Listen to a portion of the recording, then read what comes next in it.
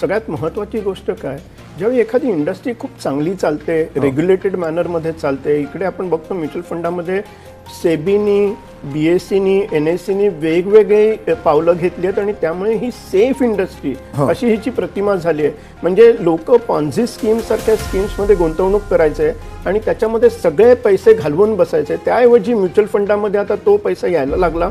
सर्वसामान्य गुंतवणूकदाराला कळलं, एम्फीनी, सेबीनी, BSE, NSEनी वेगवेगळी पावलं उचलली आणि म्हणून आपण बघतोय की कन्सिस्टंटली ग्रोथ होते आणि SIPच्या माध्यमातून ग्रोथ होते. ही अजून चांगली गोष्ट आहे, कारण थेंबे थेंबे तळेसाठी हा निसर्गाचा नियम आहे, तसाच स्टॉक मार्केटचा पण नियम आहे. आणि तू जसं योग्य प्रकारे विचारलंस की MFDचा रोल काय ह्याच्यामध्ये, जो मी उदाहरण देतो याच्यामध्ये, अर्जुन हा खूप चांगला योद्धा होता, पण श्रीकृष्णाने मार्गदर्शन केलं म्हणून अर्जुन युद्ध जिंकू शकला.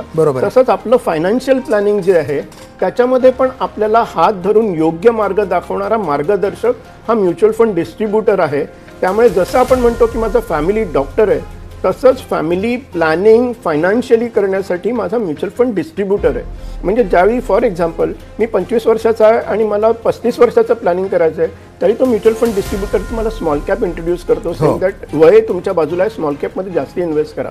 ज्यावेळी तुम्ही 55 वर्षाच्या जवळ येतात त्यावेळी तो म्हणतो आता कॅपिटल प्रिझर्वेशन खूप महत्त्वाचं आहे आणि त्यावेळी तुम्ही लार्ज कॅप किंवा डेट फंड्समध्ये जा. तर हे जे प्लॅनिंग प्रोसेस आहे आणि तुमचा डिसिप्लिन आहे, ज्यावेळी आपण घाबरतो ना त्यावेळी हा म्युच्युअल फंड डिस्ट्रीब्युटर आपल्याला बिहेवियरल फायनान्स म्हणजे आपल्याला धीर देतो, सांगतो की यावेळी इनफॅक्ट पैसे असतील तर इन्व्हेस्ट करा.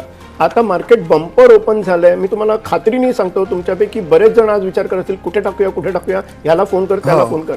पण खरं इन्व्हेस्टमेंट करायची असते ज्यावेळी मार्केट सगळ्यात खाली असतं, लोक घाबरलेली असतात, त्यावेळी इन्व्हेस्ट करायचं असतं. आणि हीच आपल्याला जाणीव करून देतो आपला म्युच्युअल फंड डिस्ट्रीब्युटर.